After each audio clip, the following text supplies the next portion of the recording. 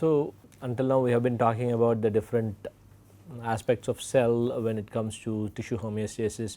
So, we talked about cell growth, death, differentiation. So, there are just two more concepts when it comes to cells. The first is adhesion and the next one is migration. So, we will talk about cell adhesion today. So, understanding cell adhesion is crucial when it comes to tissue engineering, because you need to know how you can design your scaffolds in a way that you will be able to help cells to adhere. So, you need to identify what type of cell you are going to work with, try to understand how those cells interact with each other and with the matrix and how they adhere to these surfaces. Based on that, you can actually functionalize your material to get desirable adhesion properties. So, when you talk about cell adhesion, there are the aspects which you need to understand are the concept of the surface receptors. So, each type of cell could have different surface receptors which help in cell adhesion. So, these receptors usually have an extracellular domain, which is the one which interacts with the surface or other cells, and you have a transcellular domain and an intracellular domain. So, through which signals and other cascades can actually be triggered. So, you also have cell to cell adhesion, where cells of similar kind or different kind adhere to each other using some of these receptors and form different junctions, or you could have cell to matrix adhesions. So, it is important to know the difference between the two, and they usually are uniquely different. Some types of junctions are more commonly seen in cell to cell interactions, whereas others are more commonly seen in cell to matrix interactions. So, when you are talking about the mechanics of cell adhesion itself, there can be non-specific physical forces such as electrostatic or steric repulsion or van der Waals forces, which could play a role when it comes to interaction of cells. So, when you are talking about electrostatic adhesion, electrostatic forces, the cell cell interaction can basically have a negative effect, because you can have a repulsion, because there would be a negative charge on the cell surface on both the cells. So, which could have repulsive properties when it comes to electrostatic forces. Whereas, when you are talking about cell surface interaction, you can try to use this to your advantage. If you have a negatively charged surface, then you can induce repulsion of the cells, whereas if you have a positively charged surface, you could actually attract the cells towards the surface. So, steric repulsion is basically seen. Yeah. Sir, if naturally two cells both have negative charges and repel each other, like how do they state? Yeah, it depends on how far away they are and which forces actually have the biggest impact. So, it is not going to be one force which is acting, right. So, you have electrostatic forces, steric repulsion, van der Waals forces, and then you have the specific interactions because of the ligand receptor interactions. So, based on the distance at which they are present and based on the affinity of these like the dissociation constants or the affinity constants of these forces, you would actually have interactions. So, we will talk about that. So, each of them would have their own properties. So, steric repulsion is basically seen when a cell approaches an adhesion site. What happens is water is excluded, therefore, membrane bound proteins become concentrated, which causes a repulsive osmotic force. So, the compression of the membrane bound proteins initiate an additional repulsive force, which is seen as the steric repulsion. So, again all these forces are more active when the distance between the two surfaces which are interacting, it could be both cell surfaces or a matrix surface and a cell surface, is at different levels. At some particular distances you would have electrostatic effect having a bigger role, whereas at some other distance it will be steric repulsion. So, this the last non-specific physical force is van der Waals forces. So, attractive charge interactions between polarizable but uncharged molecules is called as van der Waals interactions, and this is significant when the distance is greater than 20 nanometers and it is less important when it is very close, because other factors actually play a bigger role. So, this graph which is seen here, the graph you observe here, the interaction potential versus separation distance, this graph shows you how the overall effect of all these three are.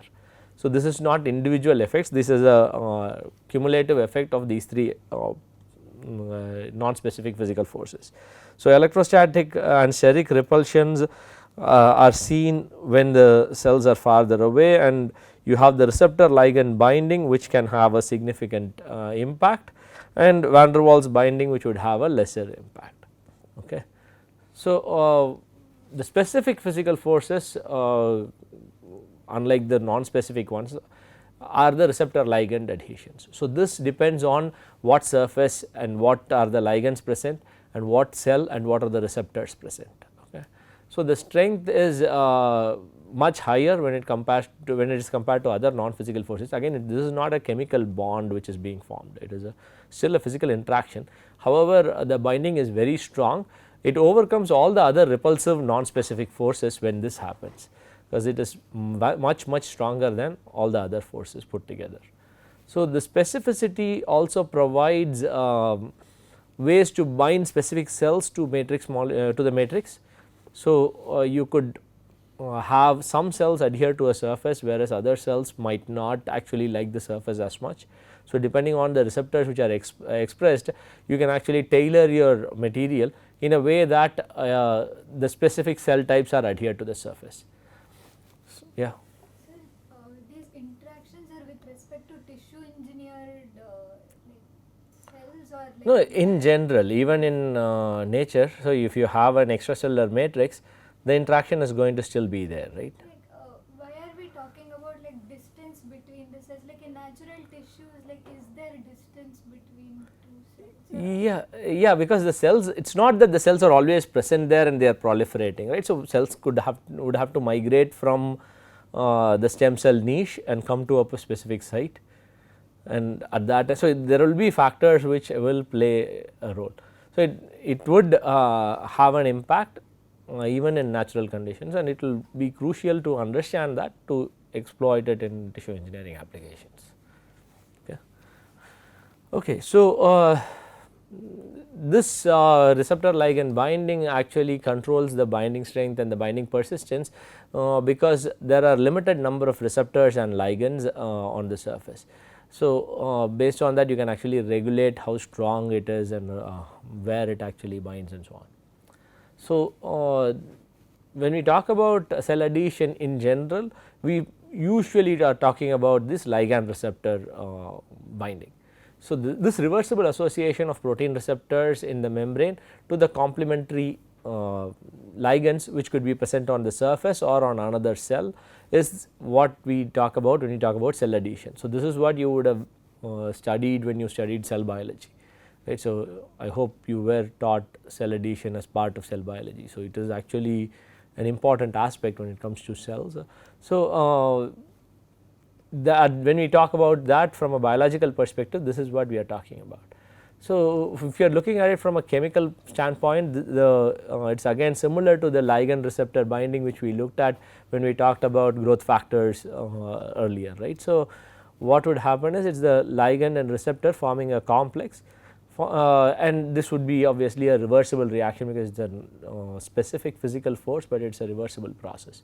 So, there would be a dissociation constant and an association constant, and if the dissociation constant is very high, then the affinity is lesser. If the dissociation constant is low, the affinity is much better. So, the interaction would be much stronger.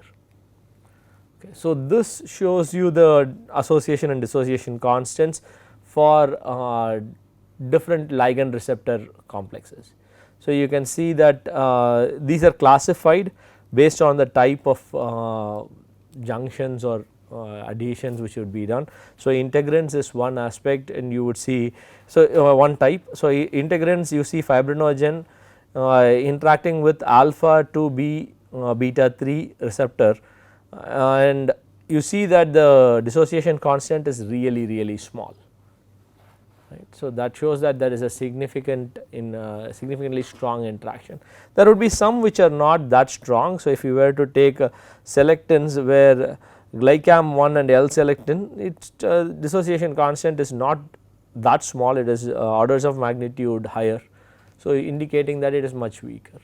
So, there are other things which are as close to even covalent bonds like the biotin avidin complex.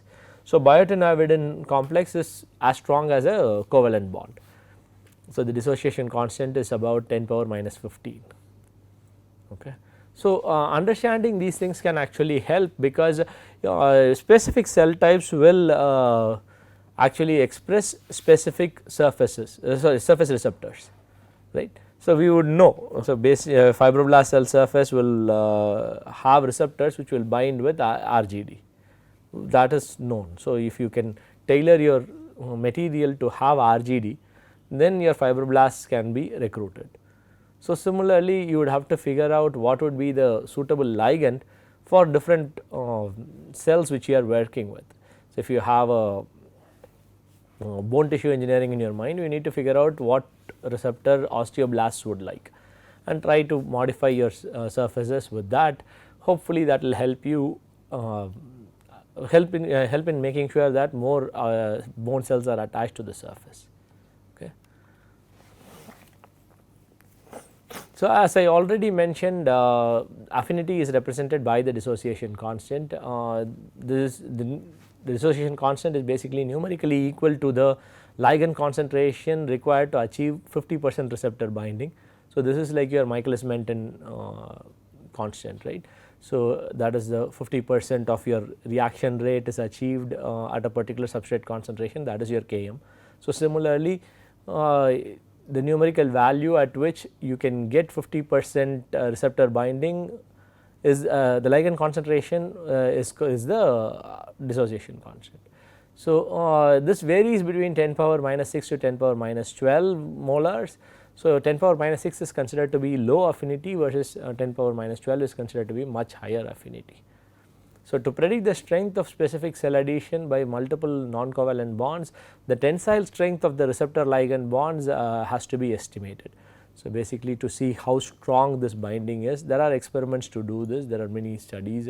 So, there I will give you a reference which you can go through, so that discusses some of the experiments that can be done to study the receptor ligand strength, binding strength.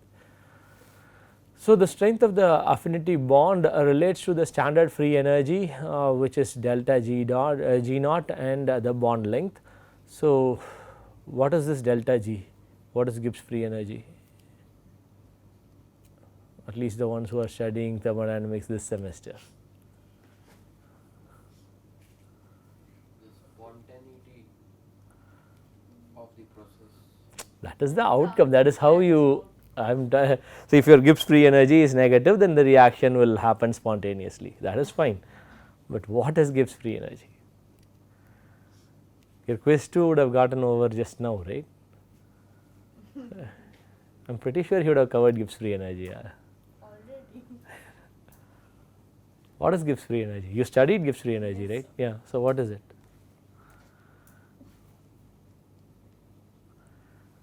So, it's a measure of the feasibility of a thermodynamic reaction or any reaction. Okay. So, that is one aspect. So, in general, this is a thermodynamic potential. Basically, it is a thermodynamic potential, and it measures the useful or process initiating work obtainable from a thermodynamic system. So, it could be a reaction or any other process. Okay. Like reaction is what we commonly look at when we talk about Gibbs free energy. So, we always try to associate it with that, but it is not necessary that it needs to be for that. So, Gibbs free energy is the capacity of a system to do non-mechanical work, and delta G basically measures this non-mechanical work done on the system. Okay. Anyway, so the standard free energy can actually be calculated from the binding constants. So, you would get delta G naught equals KT ln of Ka by K naught. Okay. So, Ka here is the binding constant, and K naught is the binding constant at a standard condition, usually 1 mole inverse, and K is the Boltzmann's constant and T is the absolute temperature. So, bond length is assumed to be greater than the size of the individual weak bonds within the binding site and less than the size of the binding site itself. So, it will be somewhere in between. Okay. So, using this you can calculate the free energy, from which you will have an understanding of what would be the strength of the bond affinity. Okay. So, coming back to the biology aspect of this. So, cell junctions are created when we talk about cell adhesions. The binding of cell surface receptors to complementary ligands is the process in which there is association between the cell and external stimuli. External stimuli could be cells, materials, or cells, matrix, or foreign objects. So, our scaffold would be technically a foreign object, right. So, we would have to figure out how this interaction happens. The stability of the cell or cell matrix assembly can be enhanced by formation of these cell junctions, right. So, instead of just having physical attachments, non-specific physical forces, if you can have these specific junctions which are formed, then you are going to have much tighter and much stronger interactions. So, there are different classes of these cell junctions. So, the first type is called as a tight junction. You also have anchoring junctions and communicating junctions. So, we will quickly go through what these are. So, a tight junction is basically something where closely associated areas of two cells whose membranes are joined together form a virtually impermeable barrier to a fluid. So, this is a very tight interconnected junction. So, the transmembrane proteins interact with each other to form a very strong protein complex. So, here both the cells are contributing equally. So, you would have the receptors and ligands interacting from both cells at an equal level. So, this allows molecules to move against concentration gradient. That is the importance of having these tight junctions. It is not just diffusion through which it is going, it can active transport of molecules is possible through this tight junction. Okay. So, permeability of tight junction decreases logarithmically with protein density in the junction. So, because it is like dependent on the concentration of the proteins, it will be first order mechanism. So, you will have exponential increase and logarithmic decrease and so on, right. So, you would have to see that, you would see that as the number of tight junction, number of proteins or the protein density at the junction increases, you are going to have significant reduction in the permeability, but it will become much stronger interaction, thereby helping in crossing the barrier, like helping in transfer from lower concentration to a higher concentration. So, anchoring junctions are the ones where the protein complex is formed where the cells are actually mechanically attached to another cell or matrix. So, this usually consists of two portions. The first one is the intracellular attachment of proteins which connect the cytoskeleton to the membrane, and then there is a transmembrane linker protein which tethers the membranes between the cells. So, the attachment occurs when this transmembrane protein binds to the complementary protein in the adjacent cell or the matrix. So, this basically acts as a mechanical link, like a hook which has been connected, right. So, now you so this is now connected to the cell intracellular transmembrane protein, and then there is an intracellular attachment proteins which connects it to the cytoskeleton. So, it is now kind of hooked to the surface. So, these are some of the anchoring junctions. So, as you can see, you are identify, there are some of these shown here. You have the desmosomes, you have adherents, and you have the hemidesmosomes. So, these are the different anchoring junctions which can actually be formed. So, this is the overview of the anchoring junctions. So, if you are talking about adherents, the transmembrane protein which is involved is a cadherin, and the extracellular ligand is also a cadherin. So, the intracellular linkage which is the intracellular protein, accessory protein which is present, would be actin fibers. In case of desmosomes, you would have cadherin interaction. However, the intracellular linkage is intermediary filaments which are present in the cell. Hemidesmosomes are not cadherin dependent, they form interactions based with the integrins and an ECM protein. And so, what you can identify from that is the adherents and desmosomes are usually used in cell-cell interactions, whereas hemidesmosome is the type of anchoring junction which is formed between a cell and a matrix. Okay. So, again intermediate filaments are involved in the intracellular linkage. So, focal contact is basically an integrin ECM protein junction, which is an actin filament acts as the intracellular linkages. So, integrins are and cadherins are usually involved in these types of anchoring junctions. So, adherents are basically adherent junctions are the type of junctions which connect actin filaments to either the matrix or the cell, and the junctions usually are composed of cadherins which are transmembrane proteins that form homodimers in a calcium dependent manner. So, cadherins require calcium to form these to be active, and P120 binds the membrane region of the cadherin, and beta catenin binds the catenin binding region of the cadherin, binds to the catenin binding region of the cadherin, and alpha catenin binds the cadherin indirectly via the beta catenin or to the cytoskeleton or to the placoglobin, which would be the intermediary filaments, and links it to the actin with the cadherin. Okay. So, these are just the structure. So, the mechanism like the understanding of this details of this is probably not very crucial for tissue engineering applications, but what is more important is to understand how these are formed or like what are the receptors and ligands which are involved in these things, which can be tried to apply to tissue engineering applications. So, desmosomes and hemidesmosomes are also anchoring junctions. So, in case of desmosomes, what you see is a connection between the intermediate filaments to the adjacent cells. The intermediate filaments are usually made of fibrous proteins that form much of the structural framework of the cells. So, some of these are, would be keratin or vimentin or desmin. So, these are just fibrous proteins which are present to create these structural framework. So, the connections here again are mediated by cadherins. Okay. So, these two things, the adherents and desmosomes are cadherin dependent anchoring junctions. So, hemidesmosomes are integrin dependent anchoring junctions. So, here what happens is there is a connection of the basal surface of the cells by means of intermediary filaments.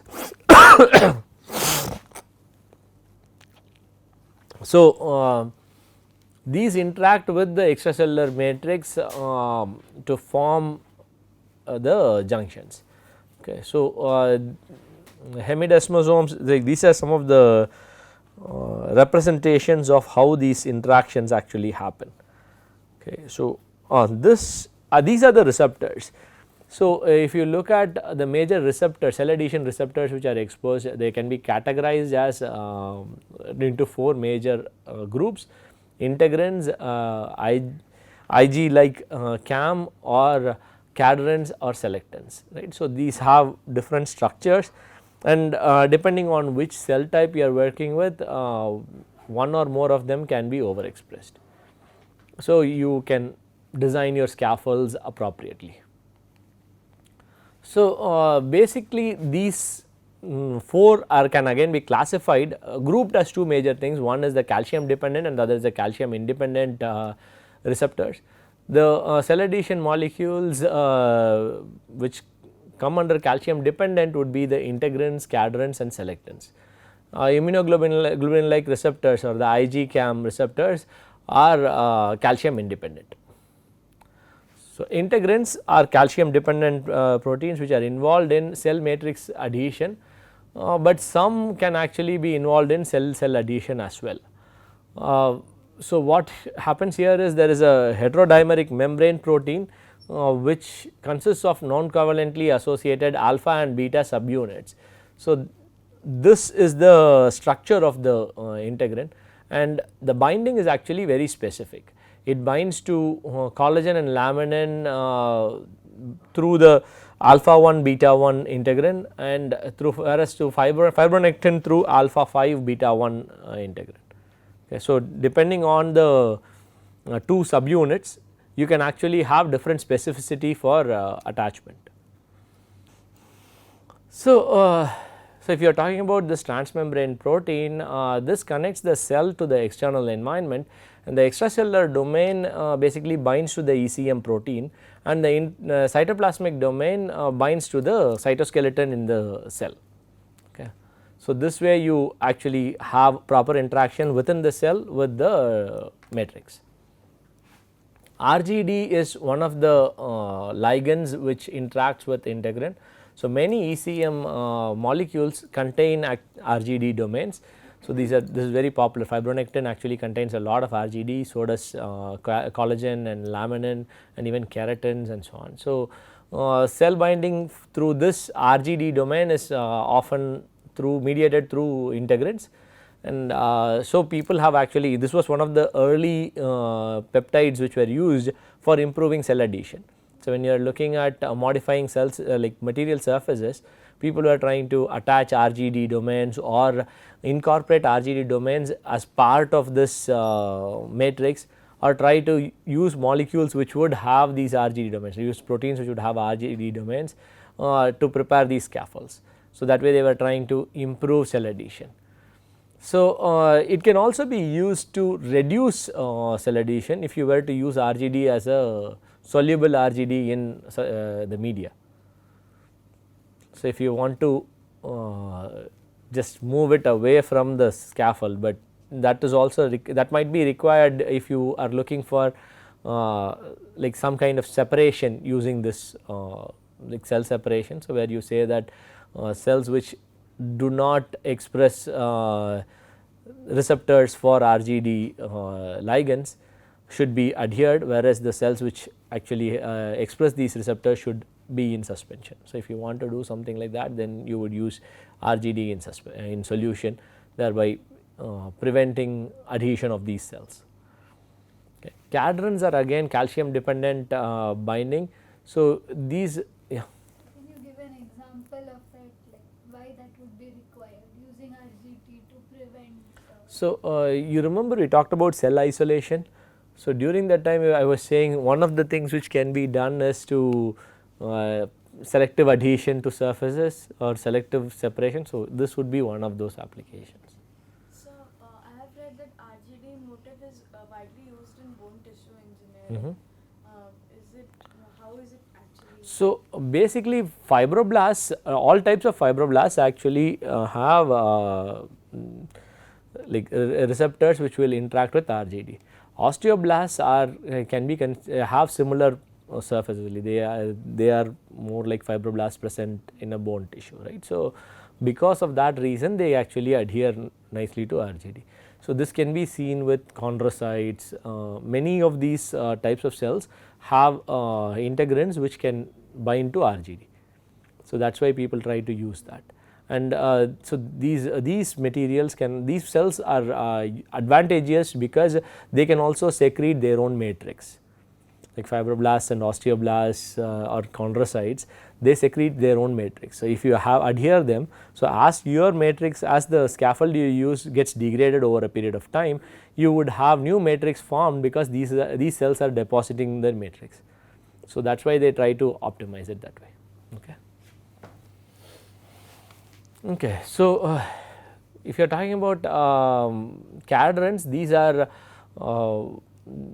mostly involved in cell binding, and unlike integrins are mainly involved in cell matrix bindings. So, these are transmembrane proteins which consist of about 700 amino acids. They contain 5 extracellular repeat domains which are called as the CAD domains, and 3 calcium binding regions. They contain a membrane spanning region which is the transmembrane region, and then a cytoplasmic region which typically binds to the actin filaments in your cell.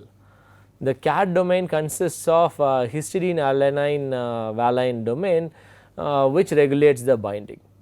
Okay. So, just like how RGD is one of the ligands, here the domain itself contains this histidine alanine valine combination domain. Okay. So, there are different classes. You have E cadrins which are the epithelial cadrins, P cadrins which are placental and epidermal cadrins, and you have N cadrins which are seen in nerve cells, lenses, and heart cells. Okay. So, the dominant mechanism, this is the most dominant mechanism for cell-cell interactions. Selectins are again calcium dependent bindings. These are usually expressed in a transient way. These are not very involved in regular cell adhesion processes. So, these are typically expressed on the surface of endothelial cells that line the artery walls, and they contain a lectin domain which recognizes the specific oligosaccharides expressed on the surface of neutrophils. So, thereby they can actually attract neutrophils when there is an inflammation. Right. So, this is overexpressed only at that point. So, the neutrophils will bind, migrate and eventually transmigrate through the vessel wall to participate in the inflammatory response. So, that is where selectins play a crucial role. The IgCAMs or the immunoglobulin like receptors contain one or more domains that have structural similarity to the immunoglobulin molecules, and these again mediate cell-cell interactions. These are calcium independent binding. There are two major classes, there is NCAMs and ICAMs. NCAM is when involved in neural cell adhesion, whereas ICAMs are involved in other intercellular adhesion molecules. So, NCAMs are present in many cells, however, they are primarily seen in nerve cells. These bind cells by using homophilic interactions of NCAMs. Whereas ICAMs are expressed in activated endothelial sites into the endothelial cells, and these bind integrins on the leukocytes by heterophilic mechanisms. So, they provide very fine control of cell adhesion. So, depending on the structure of the immunoglobulin which is present, they can actually selectively attach to cells and so on. Okay. So, so we looked at what the cells do. So, the other side of it is what are the ligands which are present on the matrices, try to understand that to emulate cell adhesion in tissue engineering. So, we had already looked at what ECM is. ECM is made up of different things, proteins, proteoglycans and glycosaminoglycans. So, glycosaminoglycans could be hyaluronan, chondroitin sulfate, dermatan sulfate, heparan sulfate, keratan sulfate and so on. And you could have proteoglycans and proteins such as collagen, fibronectin, laminin, elastin and tenascin, vitronectin, thrombospondin and many other things. Okay. So, depending on what is present, each of them would have different ligands which will help in attachment of cells. The glycosaminoglycans are usually high molecular weight polysaccharides which typically form the ABN, it is a polydisaccharide, right. So, your hyaluronic acid is a disaccharide, a polydisaccharide and so on. So, one sugar residue is always an amino sugar, and the second residue is typically a uronic sugar. So, usually an uronic acid such as glucuronic acid and so on. So, these are unbranched, inflexible and highly water soluble, they are very highly hydrophilic, and they are highly sulfated as well, therefore, they have a lot of negative charges. So, this induces migration of positive charges into the matrix, creating osmotic forces that ensure that the tissue is hydrated, and these are the molecules which are used to form hydrogels even at very low concentrations. So, hyaluronic acid is one example for that. It has been shown to help in embryogenesis, tissue repair, and it also facilitates cell migration. So, proteoglycans are proteins that possess glycosaminoglycans linked, okay, using some kind of a linker protein. So, they possess an extremely high sugar content which could be about 95% of their weight, because the glycosaminoglycans are very large polymers which can be attached to these proteins. So, they are very highly heterogeneous structures and take part in many functions. They can act as reservoirs for signaling molecules or mediators for adhesion of cell membranes or size or charge filters for the molecules which are crossing. So, proteins, as I mentioned, collagen is just the most abundant protein in ECM. There are different types of collagen and they are present in different regions. You have laminin. Laminin has non-specific binding. Laminin is one of the proteins which has very high amount of RGD domain. Fibronectin also has RGD domains which help in integrin mediated cell adhesion. So, other things are elastin, tenacin, vitronectin and thrombospondin. All of these are involved in different aspects and many of them have RGD binding sites. So, as you see RGD is a very ubiquitous ligand seen in many of the matrix components. So, that is why it has been extensively studied. So, if you were to look up strategies to improve cell adhesion, attaching RGD peptide would be one of the most common strategies. Okay. So